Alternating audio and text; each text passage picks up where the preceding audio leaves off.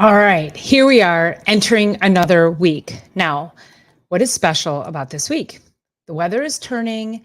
Everybody's getting out there in their garden, cleaning out the garden beds, preparing to plant flowers, or even just get your lawn furniture out, clear up your patio, basically get your backyard ready for summer. So, whether you're building a garden or, like I say, planting flowers, whatever it is, there's still a level of cleanup that needs to be done.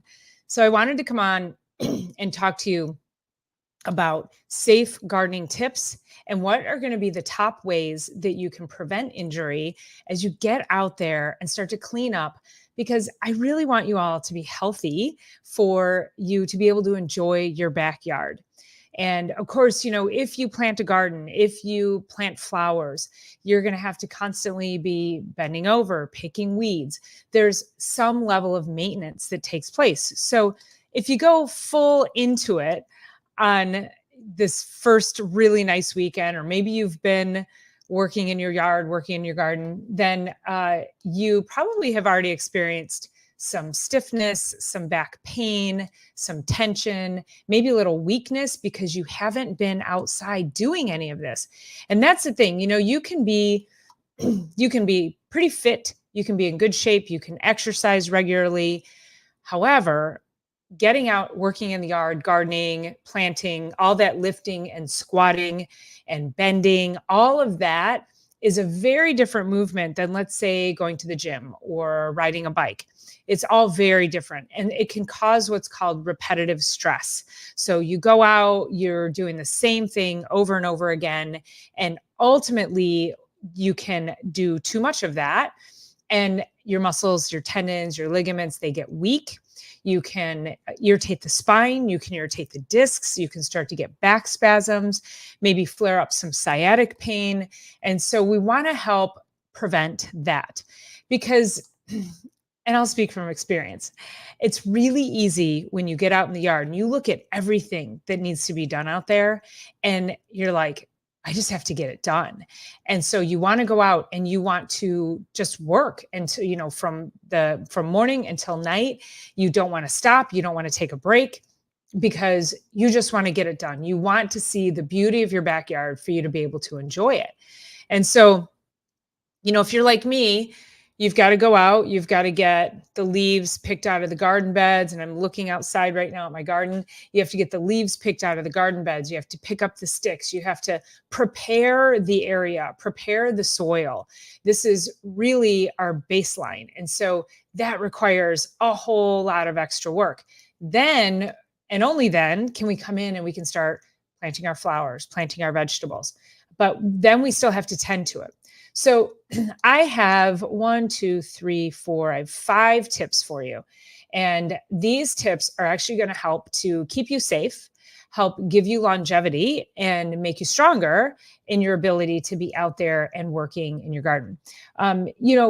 Gardening, working in the yard, it's a great way to stay mobile and be outside getting that fresh air. So this is actually a really great activity to maintain your mobility and your flexibility. So, it can seem kind of daunting, but when you really think about it, it's designed to actually stress your joints and make you move and make you bend and make you squat and stretch your muscles as you're doing it. So it's really an excellent form of exercise, but we have to do it properly. So tip number 1, I want you all to stretch before you even get outside. Stretching will help to get those muscles warmed up so that when you go to bend, they're not tight. This is like trying to take silly putty right out of the egg and stretch it. And if you take the silly putty and you go like that, what happens? It snaps. So we want to warm that up. And then when we pull it, then it will stretch and it'll work really nicely for us. So this is how our muscles work, is being able to get them warm so that they can lengthen as we are stretching and stressing them for the activities that we're about to put them through. You see, this is like, weekend warrior, right? Getting out in the garden is much like, being that weekend warrior where you're like, you've got basketball, you've got soccer, baseball, whatever it is that you're wanting to do. And how often do we get injured when we're weekend warriors, when, we just jump out and we just start doing our activities? And again, how do you feel the next day if you haven't warmed up properly? You're going to feel sore, you're going to feel stiff, and you want to be able to get out there again and do that. But maybe you have to wait a couple of days if you haven't really properly taken care of your body.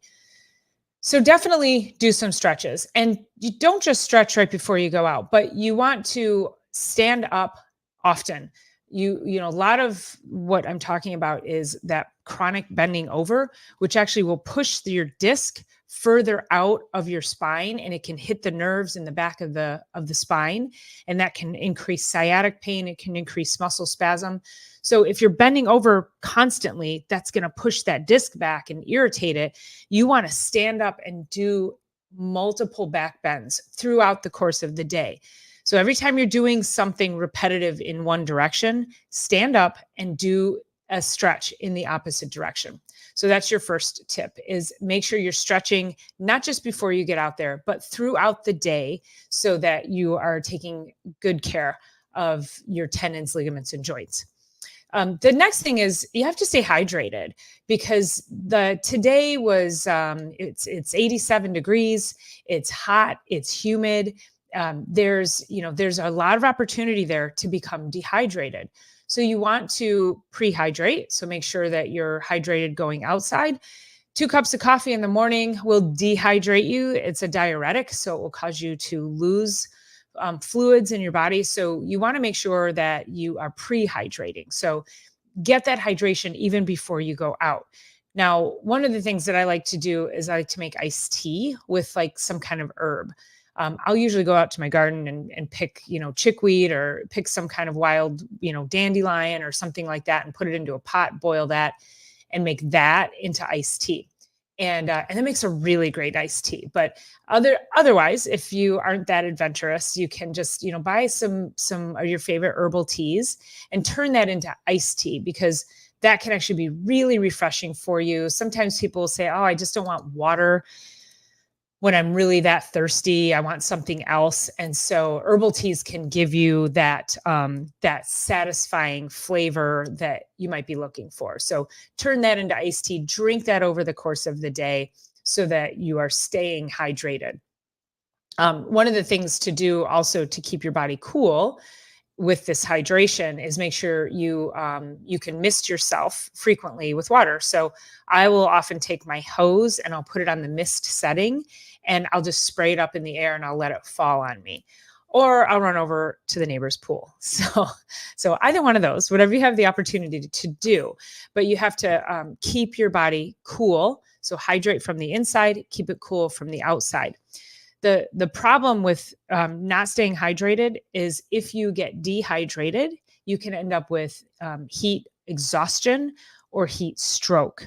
And heat exhaustion is when you've gotten dehydrated, you start to feel dizzy, you're weak, you may get nauseous, you will sweat profusely with heat exhaustion. And then if it gets progresses enough and goes into heat stroke, you will actually stop sweating. And then that heat just builds on the inside. And that can be a life or death situation. So you really want to be mindful of your hydration and keeping the body cool, so that you can avoid any kind of a medical issue.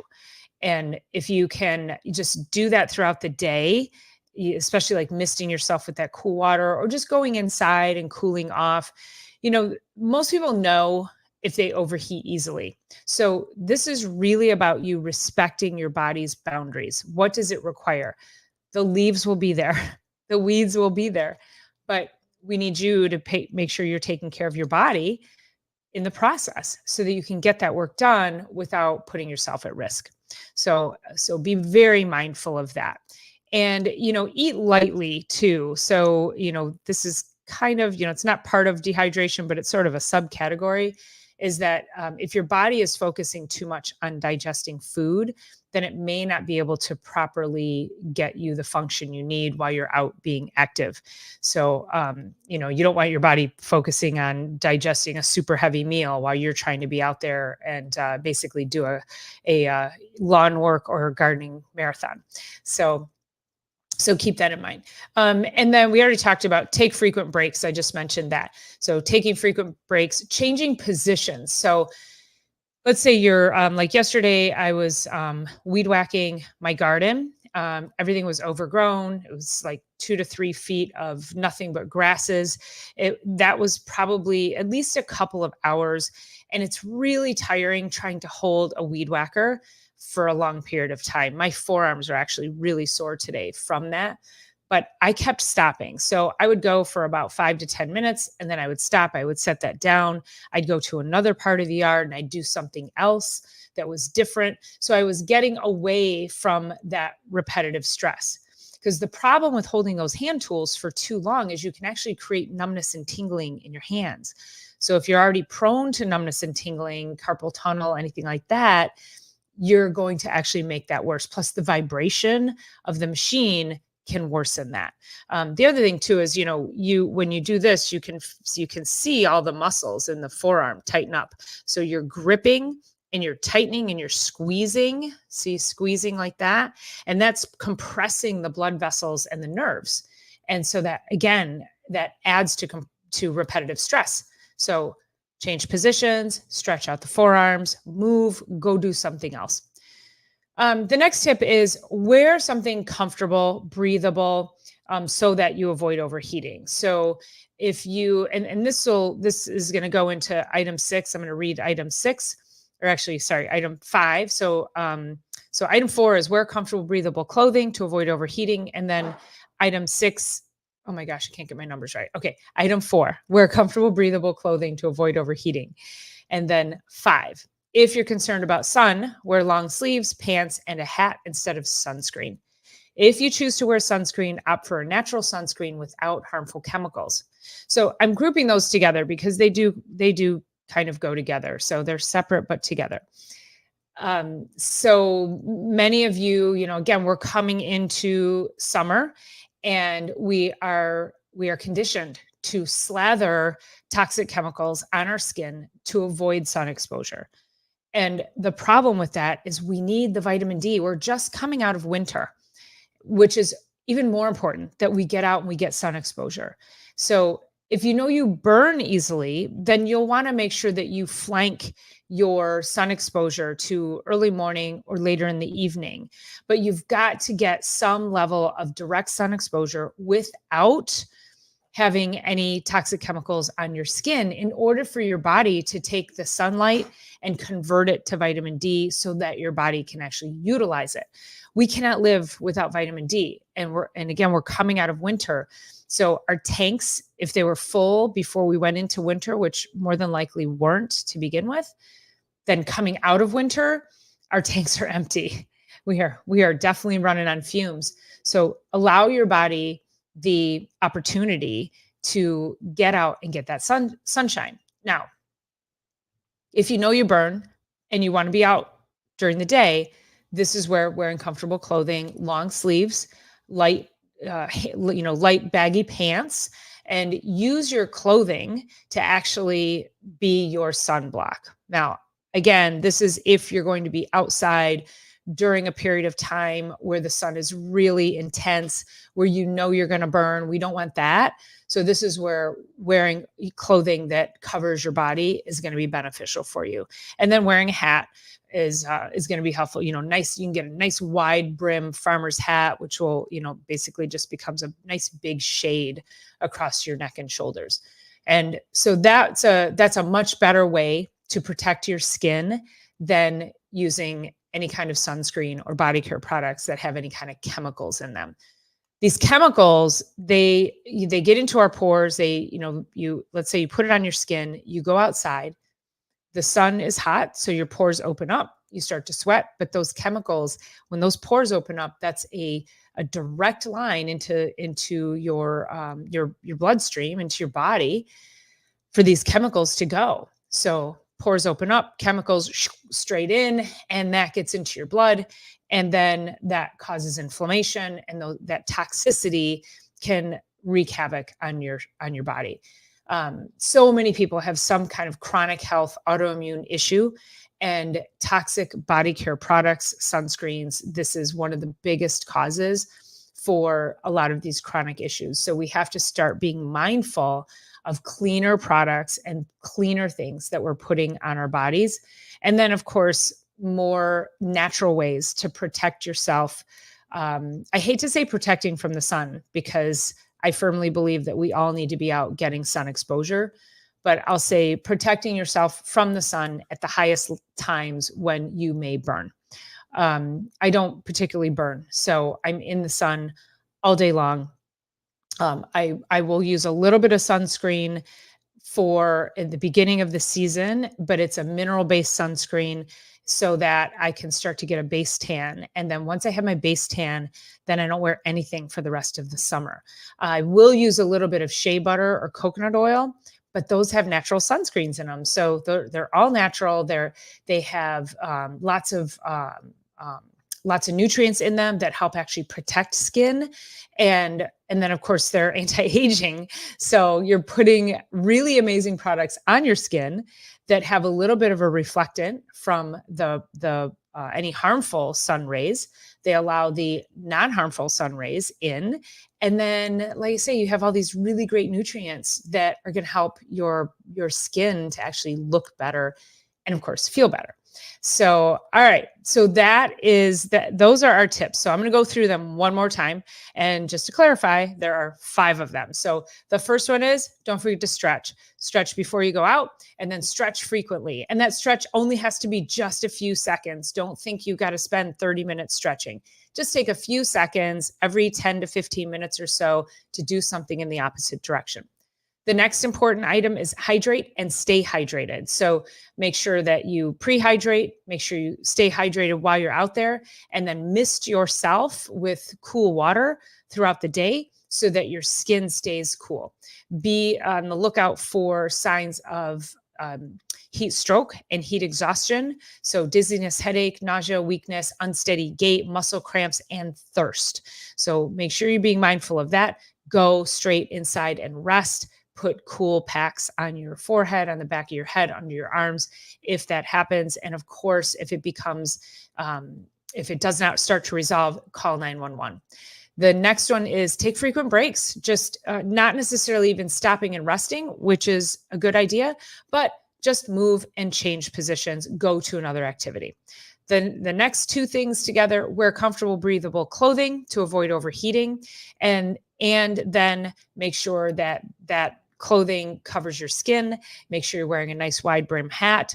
If you are choosing to, if you want to wear sunscreen, this is what I'm encouraging you to do to protect yourself from the sun in those high times of intensity for the sun. So, all right, you guys. So that is it. Those are your top tips for safe gardening and preventing injuries so that you can keep getting out there and continue to lean into your flexibility. Make sure that you're building a beautiful garden that you can sit and enjoy, and that you're not sitting laid up trying to just look at it while all the weeds are coming in. All right. Okay. Let me know what you thought of this. And do you do any of these things? I'm just curious. And if this was helpful, make sure you leave me a comment, and please don't forget to share this. And then thanks for being here, and I will see you on the next one. Talk to you guys soon.